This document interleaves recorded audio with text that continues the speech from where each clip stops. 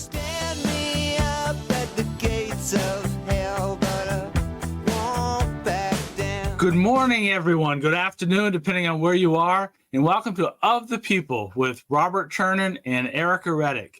I'm not Robert. I have a little more hair than him, but he's smarter and better looking than me. And we're balancing the show, obviously, with some good looks from Ericka Redic, who will be on shortly. And if you're listening on the radio, you're missing a lot. We've got a really good show today. We're going to take on the Dobbs decision. 2 years ago yesterday, the Dobbs decision was made by the Supreme Court that did away with Roe v. Wade. And we have two experts on today that represent the Northeast with a little bit different attitude, a little different states that they represent and work at. And we're going to get some real details as to what's happened since the Dobbs decision when the Supreme Court decided that it's a states' rights issue and has moved to the states.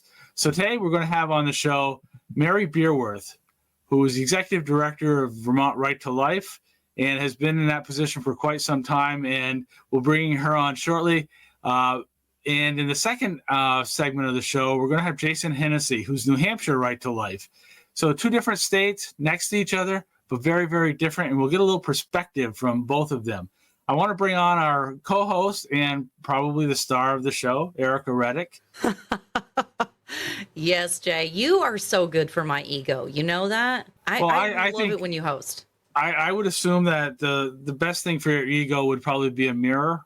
I think that would really, and I'm just kind of being reflective of our great producer of the show, Ben Redic, your husband, who always says great things about you. So I'm assuming that you're newlyweds, and that's what it's all about. I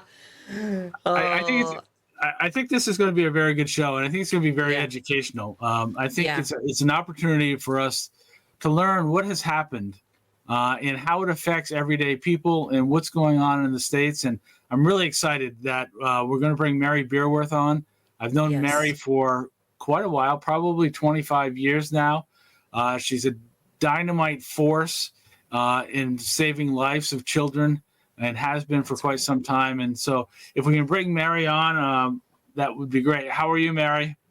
I'm well. Thanks for having me on.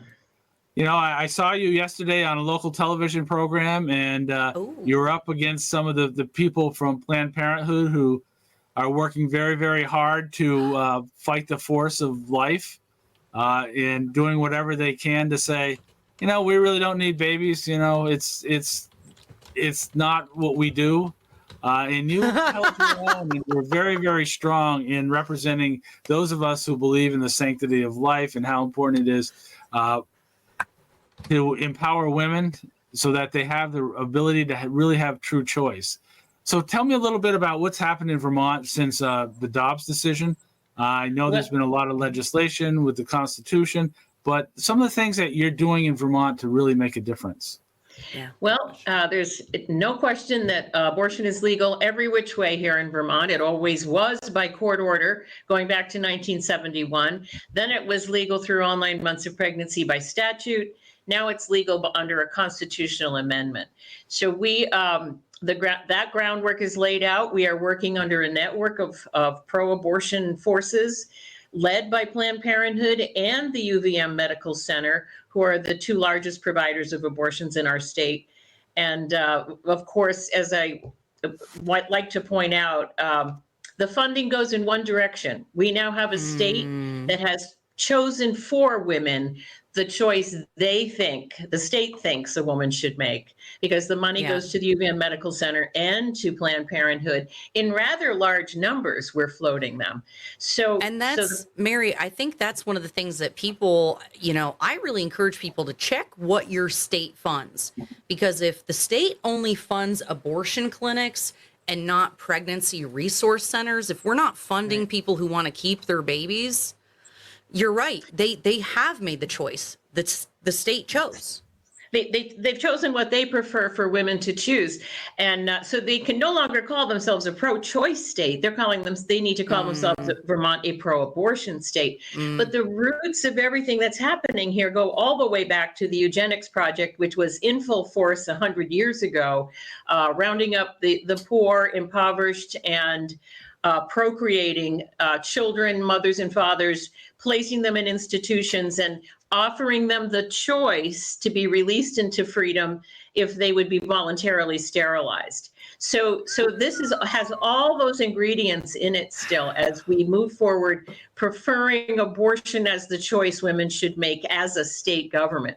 And it's been and don't people, and tell me, Mary, you may not know the answer to this, but Vermont went as far as to remove the personhood status of the unborn. So not only is abortion legal, Vermont has gone as far as to say that unborn babies are not human beings, essentially. Is that common in other states? Is that normal in other places?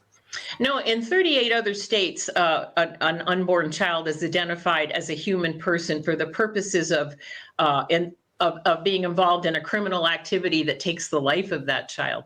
That's something that Vermont legislature has rejected, despite a number of incidences where crimes have been committed, unborn babies, wanted, loved, expected unborn babies have been killed, either drunk drivers, drug drivers, deliberate murder.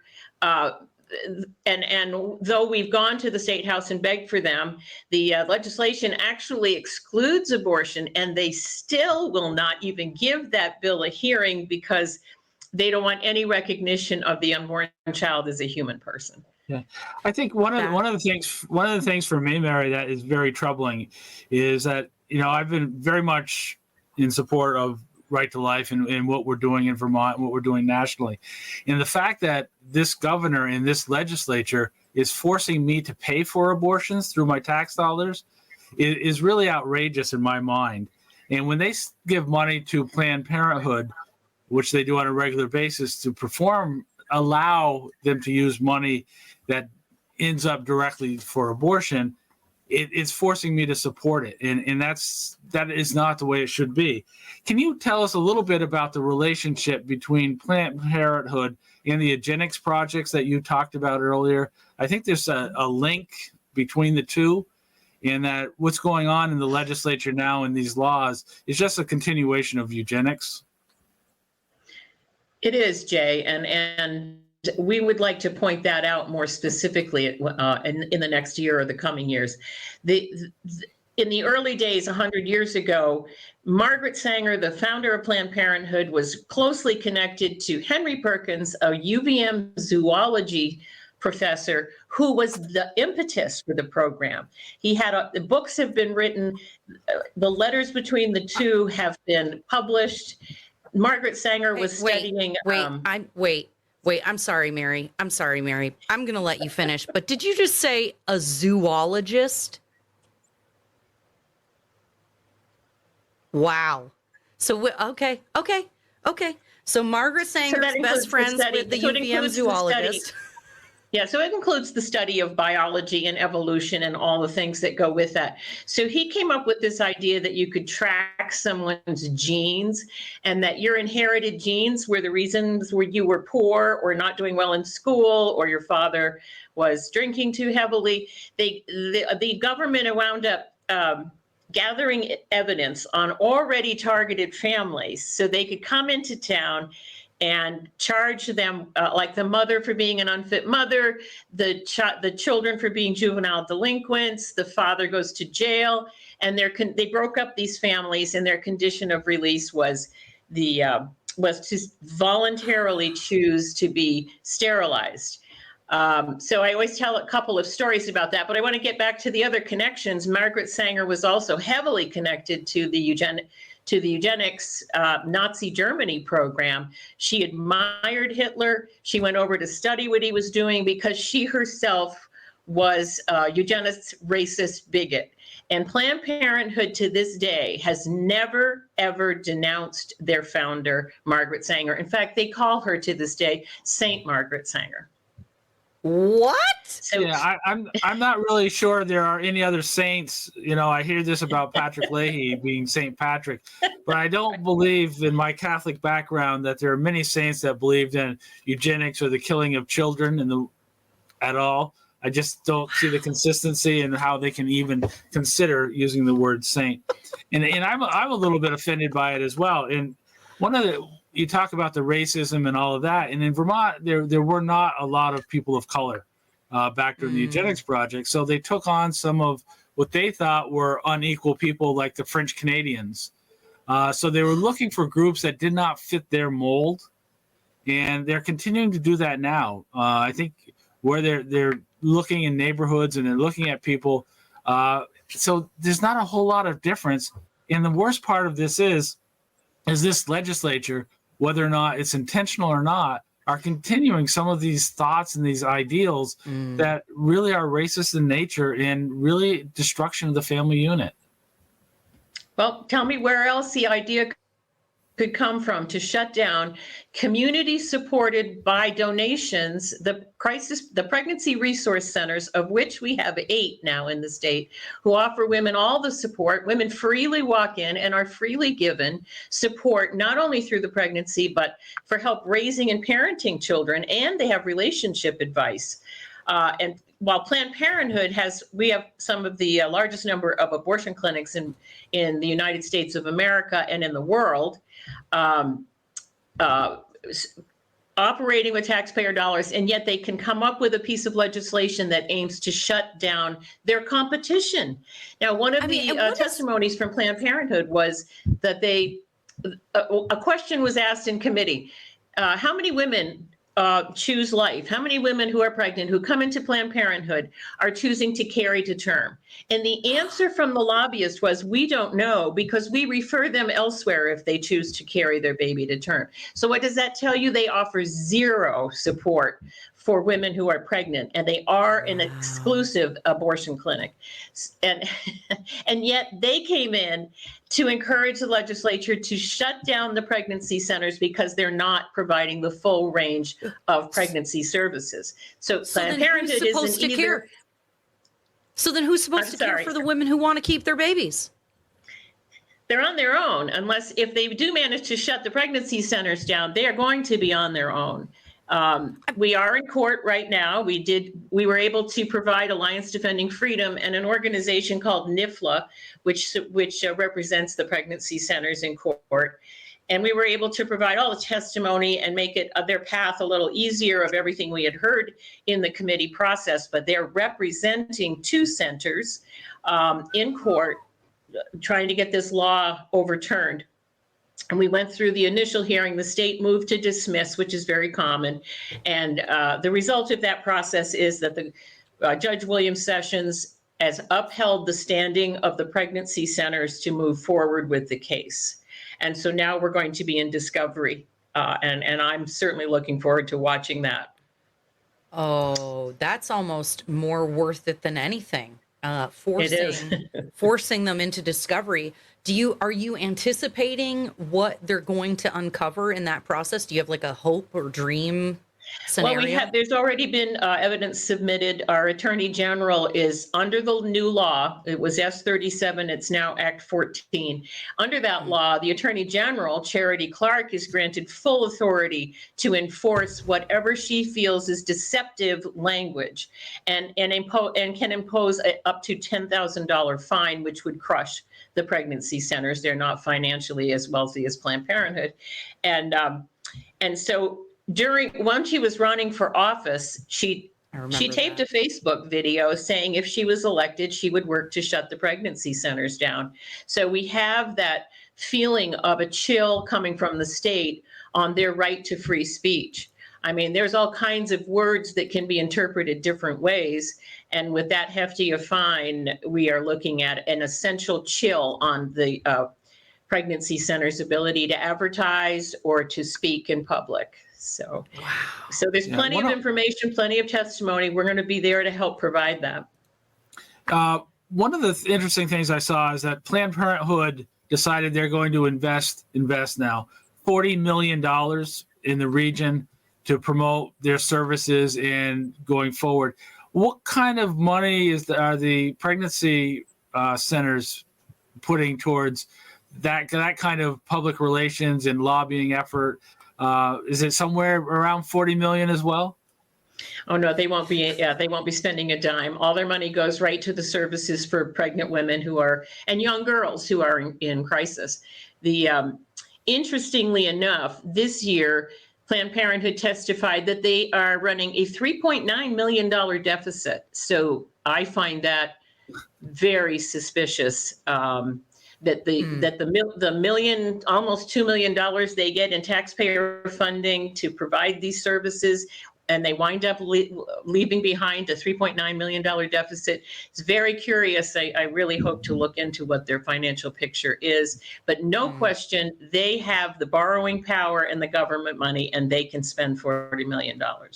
Yeah, I would think by talking about their deficits, it's really an appeal out there for additional fundraising, whether it's from private donations or from the state of Vermont. I just want to go back one more thing. You're saying that the state of Vermont gives about $2 million. Now, let me clarify that, Jay. It's $1.5 million from the Title X federal dollars and an additional $450,000 from the state. This is just for the state of Vermont. And then they get special grants for their websites or whatever they're doing next. And it's very important for your listeners to understand that Planned Parenthood is in your kids' classrooms. They pushed for a bill that allowed free access to condoms from middle schoolers through high school in the schools. They have eliminated any reporting requirements for the school nurse, teachers, or anyone who sees someone as young as 11 or 12, or an older gentleman, maybe the janitor, helping himself to those condoms. And so they are in the schools. I believe that it is the Planned Parenthood condoms that are provided for the school systems. So they're using their foot in the door to sexualize children as young as possible. And they've opened up a new business as their abortions are going down as of 2021. We'll have to see what the new figures look like. But they are the second largest providers of the hormones for transitioning come from Planned Parenthood now. Oh, I've heard that. And that figure is for the country. Yeah. And that I've heard that a lot of people are going there for hormone therapy, whatever, because there's basically there's no counselors, there's no therapists, there's no barrier to getting them. They're just like, we'll just write you a script. The legislation that was passed in 2023, very specifically in two pieces of legislation, Act 14 and Act 15, will only allow providers to affirm. If you can only provide gender affirming care. So anything short of that is not legal. So if you say, well, gee, you've got problems at home, let's flesh this out. You think you might be in the wrong body. Let's see if there's some other triggers that are causing you to think that. Let's see if there's influences on you. None of that can be done. If someone says, I really feel like I'm supposed to be a boy, then you can only affirm that. Vermont's pretty far down the road. What is, well, hold on. I can't even, okay, what is it called? What is that kind of therapy? Conversion therapy is banned. Yeah. That's like state mandated conversion therapy. What? Am I missing something? Yeah, a legislature that has any sense of common decency, morals, order, their job. I mean, if you can't, if you're not supposed to talk to a kid who thinks that they're gay or whatever and talk them out of it, how can it be legal to talk them into it? They don't. They believe there's a slight difference. They do think that they are. That there's a risk of suicide, and they have to say only a positive, I'll help you, and parents, of course, are being left in the dark. It is a state of Vermont education policy that you can keep a separate file, a file for the parents to see and a file for the school. If your child wants to be Jane instead of John, that's in the file at school, and the parents don't know it. We're gonna be taking a break shortly, Mary, and it's been great having you on. And I know you're out there fighting, and you are the voice and the face of those of us that don't have the opportunity to fight back as strong and hard as you are. How do we help you? How do our listeners and viewers help Vermont Right to Life? How can they contact you? How can they be part of making a difference the way that you have been? Well, I'm not alone. Please don't think I'm alone here. We have chapters across the state. We have a young woman who's starting up a chapter in Rutland. Again, we used to have a very strong chapter, but she wants to revive it. And so you can get in touch with us through our website. It's www.vrlc.net.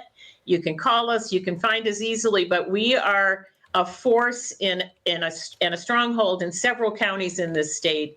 And we have a unbelievable board of directors. They pull their weight, and we're going to be here and be the voice for the unborn. We're going to be in the State House, no matter how painful it is, so that we know what's going on and we can share it with you. And please, the best thing you can do is become informed. And the best way to do that is just keep hearing it and then go out and listen and vote. And if your candidate if running for office has liberal leanings to this extent, we call Planned Parenthood the fourth branch of government. Find out, ask them. We used to laugh, but now it's come true. It's true. It's true. Well, Mary, it's been great having you on. I don't know how to get out of these breaks, so Eric is going to take it from here. But go to vrlc.net, sign up, donate, do whatever you can, get involved. So thank you again, Mary. Greatly appreciate you being on. Thank you, Ericka. Thank you, Jay. Bye. Thank you, Mary. And we're going to hear a little bit more about Israel Appreciation Day coming up in September. Why Israel Appreciation Day? Because no one is telling the Israel story about why Israel's existence is so important, not just as a Jewish state and not just as an ally of the United States, but for all the positive achievements Israel has contributed to the world in science, technology, medicine, human rights, religious freedoms, rule of law, democracy, and so on. We need to start winning the public relations information war and change the narrative, especially among our younger generations. We need to get the information out there and arm those people who understand the seminal importance of Israel to the world. And being the Jewish homeland doesn't begin to tell that story of why Israel is so important. It's something we all can come together on, and honestly, it's something we all must come together on. It is imperative the general public understands the nature of the very special relationship between Israel and the United States and Israel's importance to the world. So please join us on September 18th in Washington, D.C. as we celebrate Israel Appreciation Day. You'll also be able to find us live on all the streaming channels, including Roku, Apple TV, Dish Network, and others. Because never again is now. Yeah, every time I see the Israel Appreciation Day information, it just strikes me about how important it is. Some of the things that are so important is, where we are with our values and our beliefs, with the life issue, but also the relationship with Israel and peace in the world, and how we can stand with our friend, the only true democracy in that part of the world. So that's right. That's really important. It was great information from Mary. I think some of the things that they're doing there in the relationship between Planned Parenthood and eugenics, and we didn't talk very much about the fact that a lot of the Planned Parenthoods are in our poorest areas, and that they actually target the minority folks in the inner cities and those kind of things where they build their facilities and spend a lot of their money trying to push abortions in some of the communities that need help more than they need abortions. Well, and I was very surprised to hear her say that they are spending $40 million or whatever it was to advertise in the Northeast. I'm like, we must have the most Planned Parenthoods per capita. There's one in like every town in Vermont. Do we really need to be advertised to? I don't think so. Well, and I also wonder, because Vermont's laws are so liberal and the left is forcing whether, there's abortion tourism that's going on. Oh. I can't think of anything sadder than that, That's about the saddest thing. Yeah. That is really interesting. That's a really interesting question. There was some other stuff she said. There was something else I was trying to bring back to mind that was really surprising to me. Here's the thing. And this is what I'm really curious about, pro-life people, because I've worked with Mary a little bit. I've had her on my show. I know a little bit about what they do, but less abortions are happening in places in the South where there's more Jesus. Now, I'm not saying religious people or people of faith are more likely to believe that a baby is a human being. But I feel like we probably kind of are more likely to believe a baby is a human being if we are, believe in Jesus or we follow Jesus. Am I crazy? Do you think, like, if we just had a big missionary trip come from the South to the Northeast, maybe, we could fix some things? Well, I personally, in my personal story, as I was pro-life long before I was a regular churchgoer and a strong believer. I've always been a believer, obviously. But I think there's a large group of secular people out there that realize taking the life of a child is not a religious thing. It's pretty basic that you just don't kill. And it's either a child or it's not. And if it's a child, how can we possibly think of taking its life? So, it's interesting. I was at a picnic with Mary this past weekend, and we celebrated the birthdays of all the babies that were born in the last 2 years that would not have made it had not been for the Dobbs decision. But I want to bring on our next guest, and it's a little bit different in New Hampshire, but it's an ongoing challenge. Some of the fights that are going on in their legislature are very upfront and forward. Their governor considers himself pro-choice, but is not come out with, he supported 24 weeks, and we'll get into more of that with Jason, which is different from the Vermont governor. So I want to bring on Jason Hennessey from New Hampshire Right to Life. Tell us a little bit about what's going on in New Hampshire, what's making a difference over there, how New Hampshire Right to Life is engaged in the fight and making a difference every day over there. So welcome to the show, Jason. Tell us a little bit about, some of the work that you're doing in New Hampshire and how it's making a difference. Sure. Thanks for having me on, Jay and Ericka. It's an honor to be joining you and your listeners. Yeah. So here in New Hampshire, we have kind of the distinction of being a purple state. So I talk to pro-life advocates like Mary in Vermont and down in Massachusetts, and it's a very different story. Here in New Hampshire, we actually have a chance of protecting babies and moms from abortion. And so in the last 2 years, it's actually been a battle. 2 years ago, we passed what's called the Fetal Life Protection Act. Actually, it's 2021. And that was the first protection New Hampshire had in, I think, since Roe v. Wade. So we had repealed all of our pro-life laws in like the 90s that were overridden by Roe v. Wade. And so in 2021, under Roe, we passed this, and it protects children at 24 weeks or 6 months. And it's amongst the most moderate protections. I think at the time when it passed, something like 45 states had laws at that level or earlier. And so this is a protection for moms because late-term abortions are very risky. Yeah.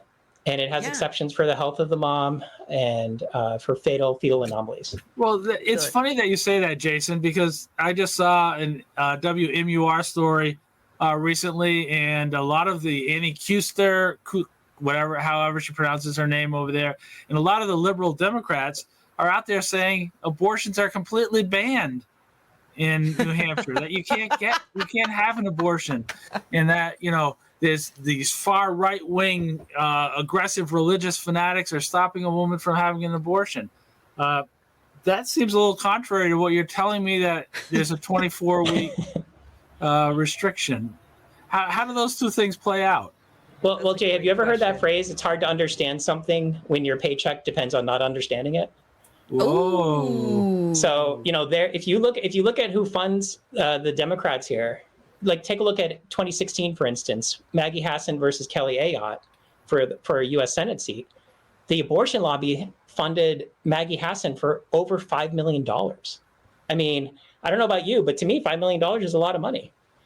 And, Yep. you wonder why they're so out there and so extreme, even fighting a 6-month protection that, barely affects anybody. Yeah. It's because they have to give lip service to their funders. That's right. Yeah, I think one of the show, Abby Johnson said it best, and I just drew a blank as the name of the movie that she was in, that, they're a nonprofit, and nonprofit is a tax status, not a way a business is done. And, the amount of money that they put into campaigns is an investment that they're looking for a return on investment, just like any other for-profit business would be doing. And $5 million,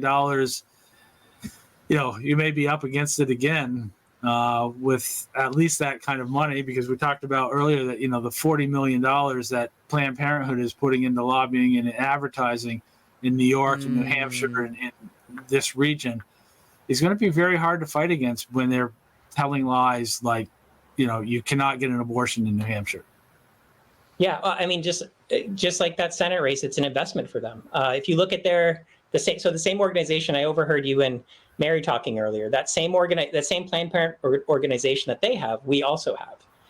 And they spend over $2 million a year just on lobbying. That's a huge amount of money. And we actually, so you were talking about how their government funds them. We actually cut their funding off 2 years ago. And the interesting thing is from their Title 10 subsidies. And the interesting thing is, guess how many Planned Parenthoods closed as a result of that? So it was millions of dollars a year. Guess how many closed? Zero. Well, actually 6.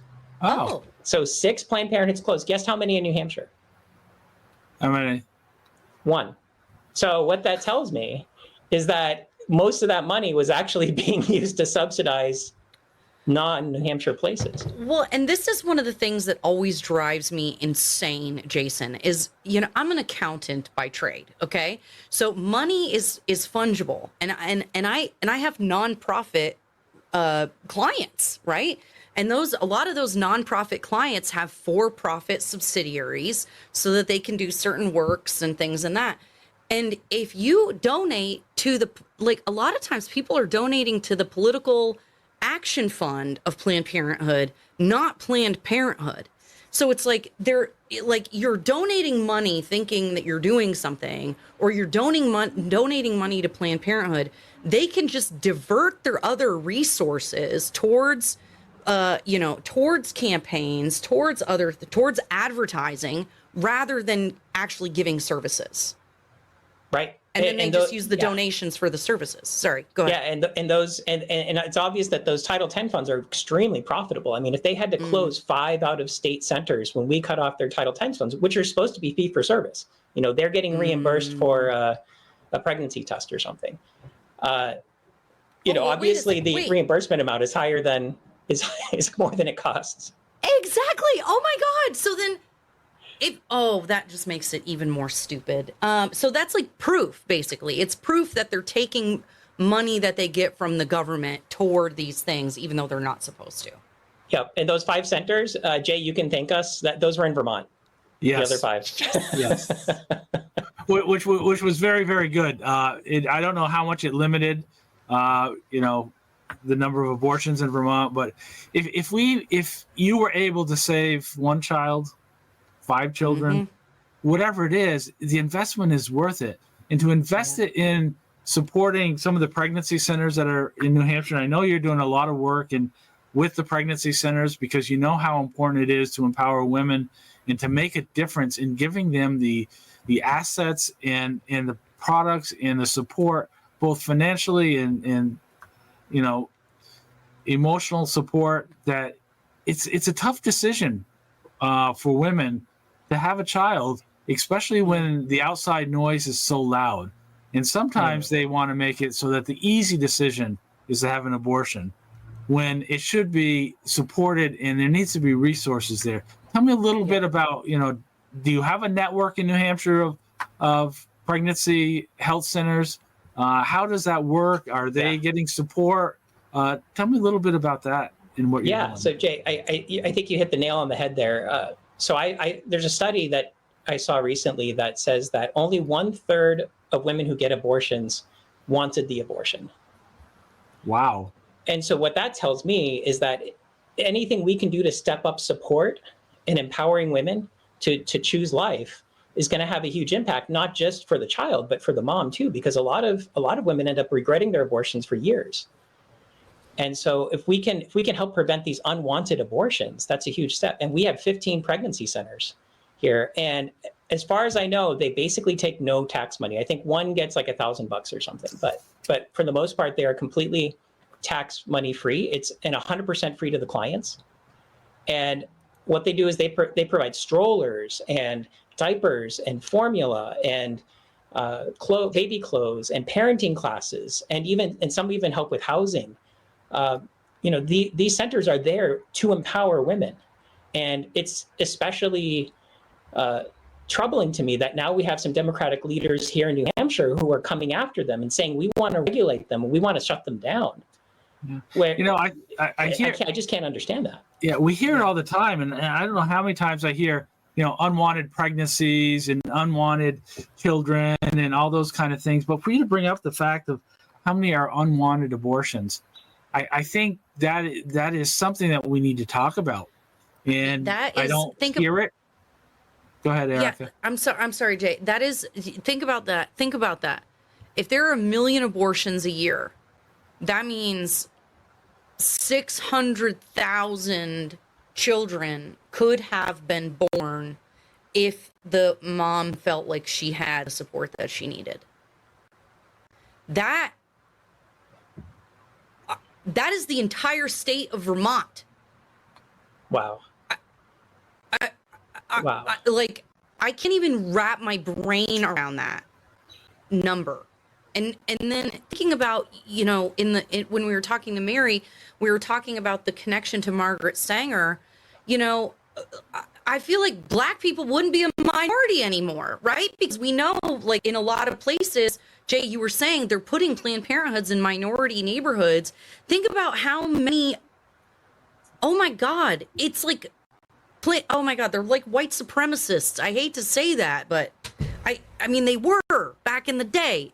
I can't even. I'm beside myself right now. I'm sorry, you guys. This is just crazy. Yeah, I mean, there's definitely a racial component there, Ericka. I think a Black child is 4 times as likely to get aborted as a white child. Wow. And if you look at Planned Parenthood and Margaret Sanger's first project, it literally was targeting Black families to make sure there were less Black people. So crazy. I mean, it's crazy that it's continuing. I mean, it's still there. And then they won't admit it. Like, that is your legacy. That is your legacy. Just cop to it. Like,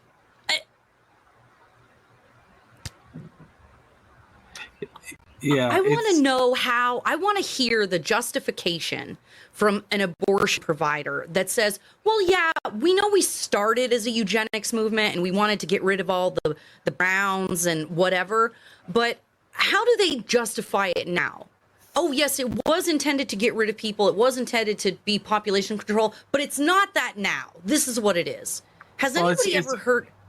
Yeah, it's undesirables.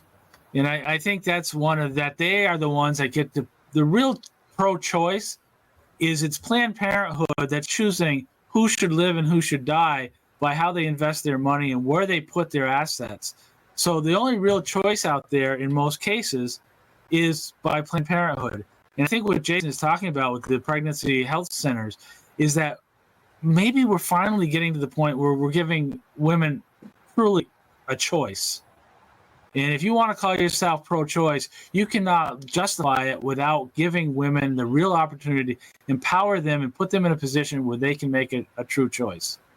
So, Jason, forgive me if I missed it, but so New Hampshire actually put in a law protecting the unborn over 6 months. Now, does New Hampshire have any legislation trying to shut down pregnancy resource centers?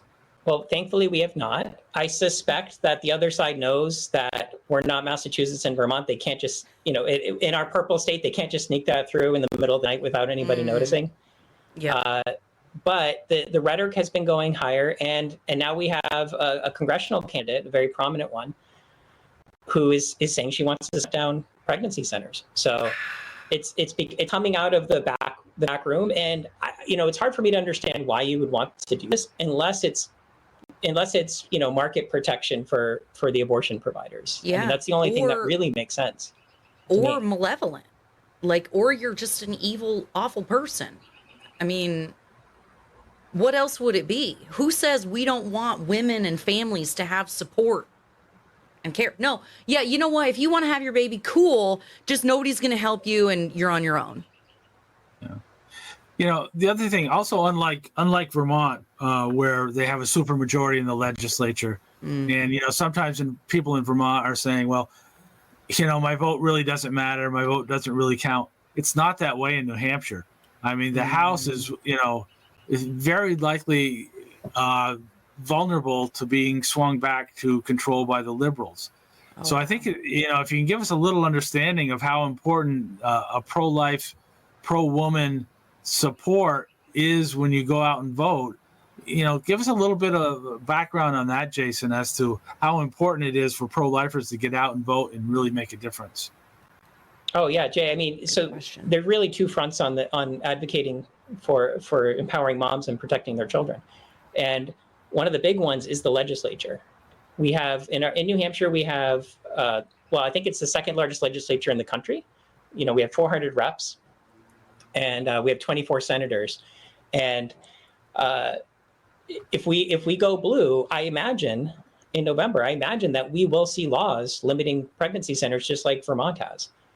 And so it's very important, if you want not just to keep the status quo, but if you want to keep this ability to have charities even helping moms who are pregnant, we need to get out there and vote for pro-life candidates.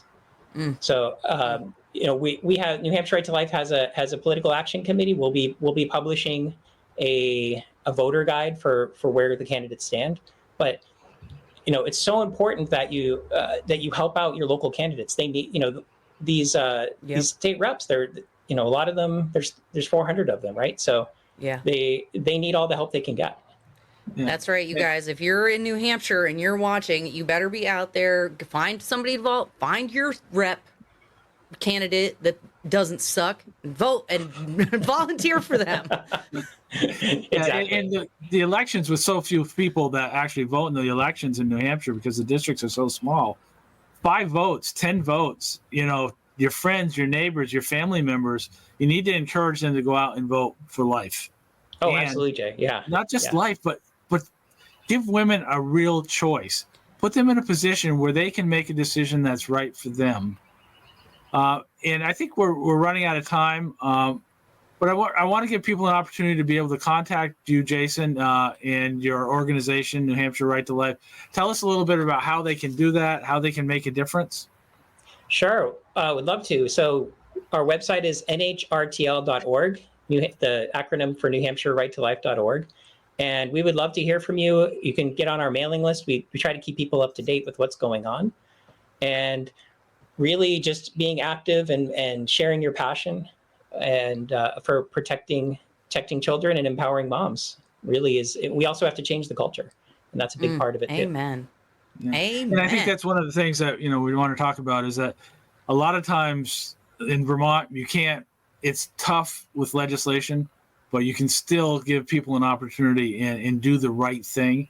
And in New Hampshire, it's both, where you can be actively involved in making a difference politically that empowers women, but you can also let people know your feelings and how important it is to have the sanctity of life.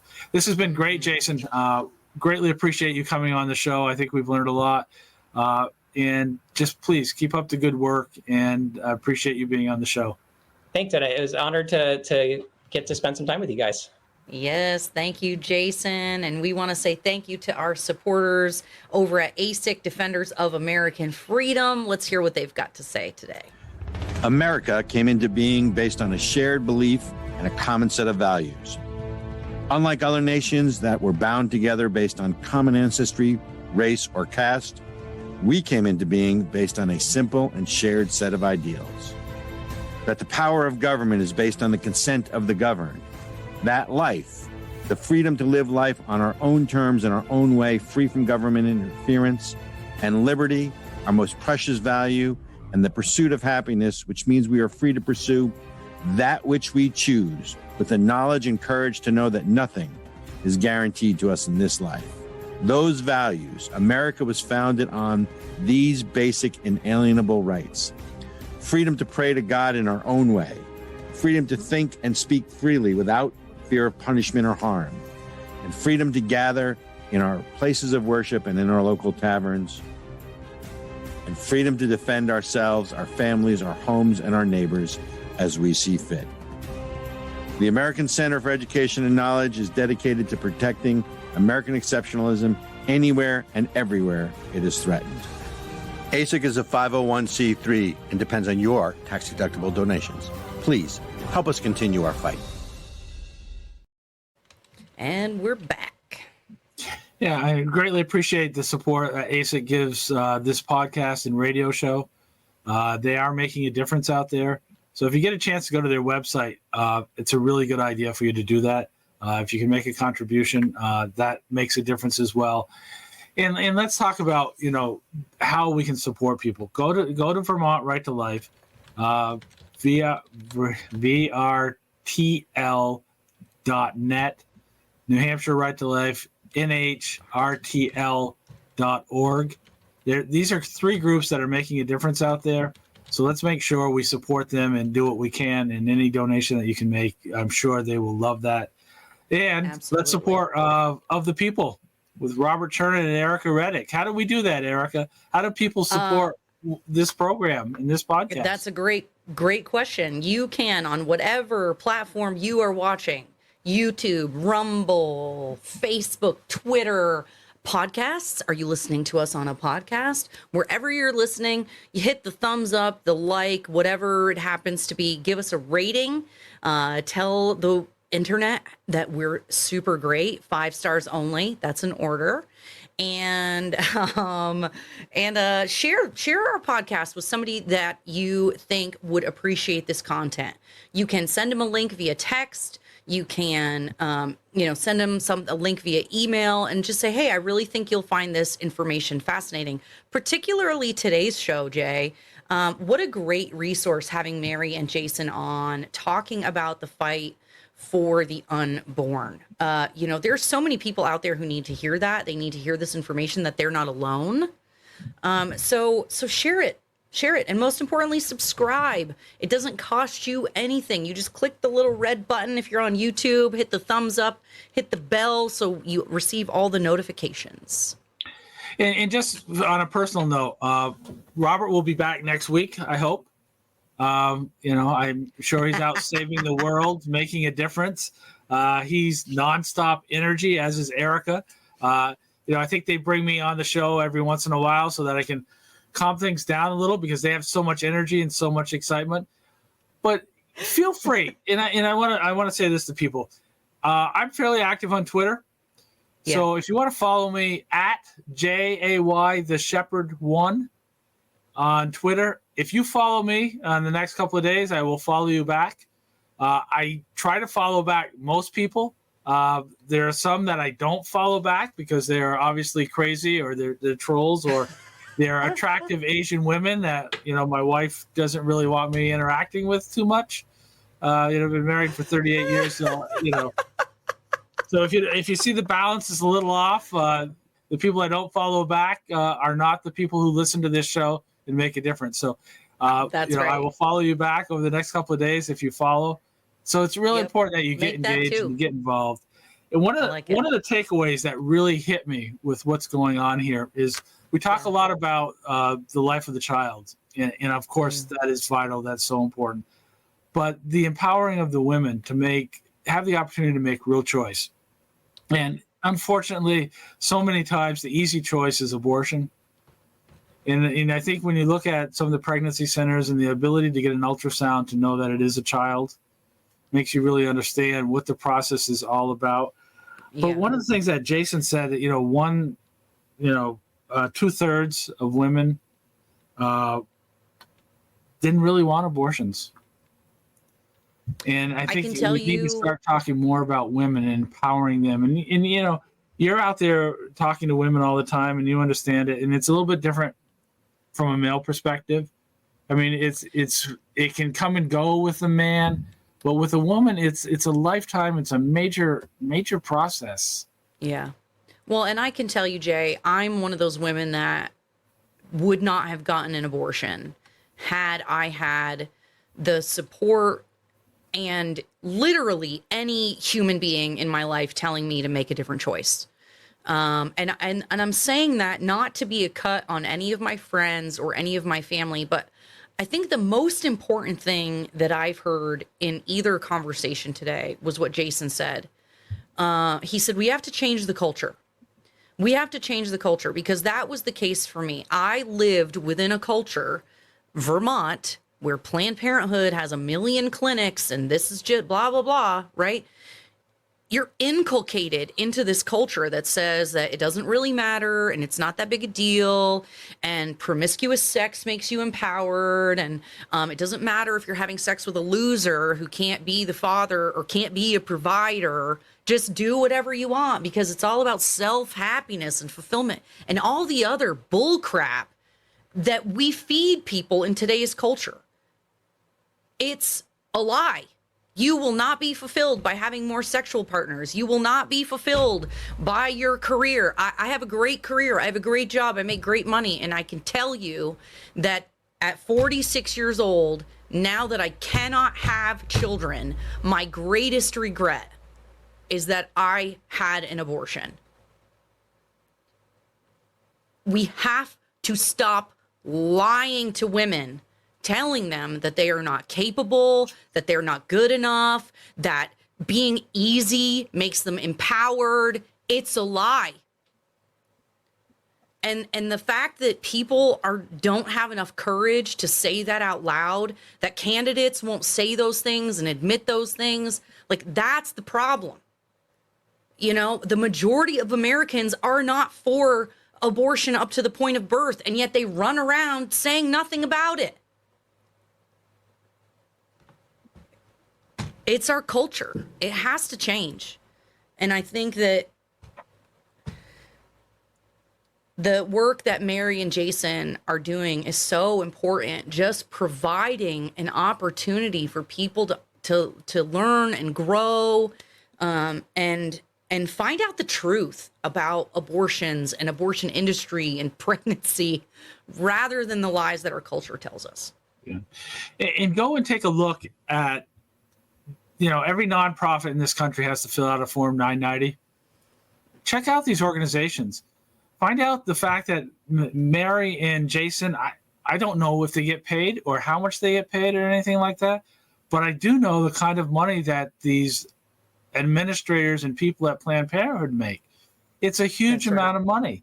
They don't invest $40 million with not expecting a return on that. And sometimes the sad part is, but it's a good part, people like Jason and Mary are investing their time, their caring, their dedication, and they're getting a return on their investment. We all need to be involved in that. We need to invest, whether it's financially or emotionally or just talking about the issues that these are children we're talking about, but also we need to talk about the women that are permanently affected by this. And I think you're a living example of that, Ericka, where, you know, it's just one more challenge that we don't need to give women.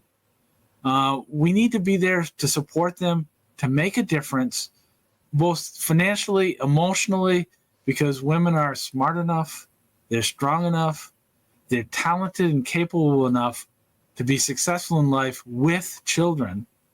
That's and right. To give them the ability to do something with their lives is not hindered by having a child.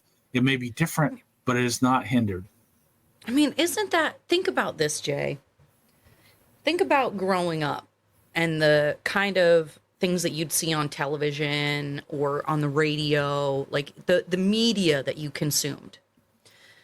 Can you have imagined, you know, years ago when you first became a pro-life advocate, when you first started getting involved in politics, like, was it was it so anti-human back then? Was it so like, there's too many people, we just need to get rid of everybody? You know what? Everyone sucks anyway, so why are you having, like, was it like this back then? Has it always been this way? It has not been always this way.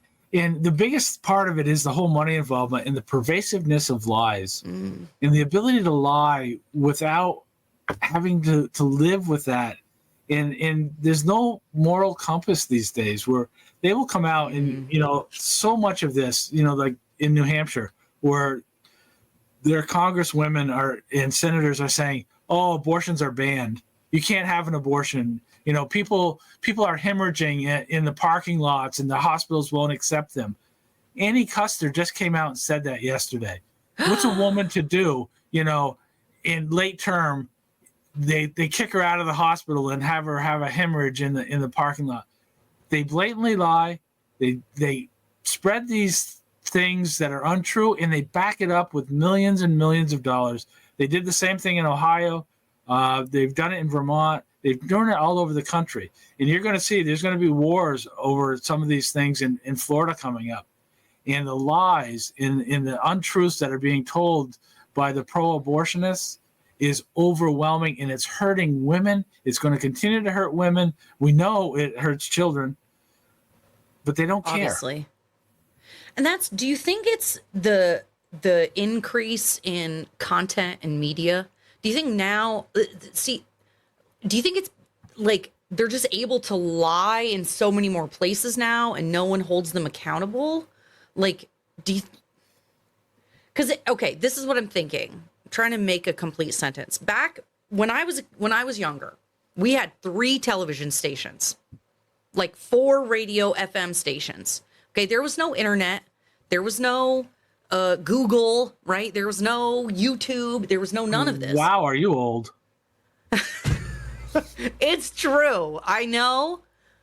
I look very young for my age, but so there was only so many avenues for information to even get to people. Now there's endless avenues of information to get to people. And you kind of can pick and choose and silo yourself so you never actually hear the truth or a different opinion. So is this just another case of the internet making everybody dumb and evil? It's not just that. It's journalism. A couple of weeks ago, I had a person call me from a very well-known media source. And I didn't know who they were. And so I said to her, are you a journalist? She says, I'm a reporter. I says, well, I only want to have a conversation with a journalist that's going to give both sides equal treatment in all of this. And too much today is about commentary. It's about confirmation bias by liberal media that's out there that are going to say, this is what my belief is, and I'm going to go out and try to find a way of showing and reinforcing my values and my beliefs. So, I know we have to go very shortly, and this has been a very, very good show, I think. We've talked about an issue that's very, very important to me, and I think it's very important to you as well, Ericka. And, I want to greatly thank our guests, Mary Beerworth, who has been in the fight for a long time, and day after day, year after year, is making a huge difference in Vermont. And Jason, who I've just recently gotten to know a little bit better, who's doing the same kind of work in New Hampshire, and his work with both supporting pro-life politicians, but more importantly, what he's doing with the pregnancy health centers. And it's huge, and it is wonderful there. So that's all I have for today's show. Ericka, your thoughts? Yeah, I agree. I love Mary and Vermont Right to Life. Oh my gosh, what was the name of the pregnancy resource center that we visited? Aspire Health or Aspire Now, I think maybe in Chittenden County in Vermont. Yep, that's right. They are doing God's work, you guys. Go to their websites, donate to them. If you want to see babies being born, donate to them. If you want to see women and families having the support they need, instead of choosing abortions, fund the people who help them. Go donate. And also donate to ASIC. Yeah. Because it'd be cool if we could, support the people who support us. Like, share, and subscribe. Definitely. That's right. Like, share, and subscribe, and come back. See us again next week. And don't forget to catch us on the radio this Thursday. Yeah. All right, you guys. We will see you later.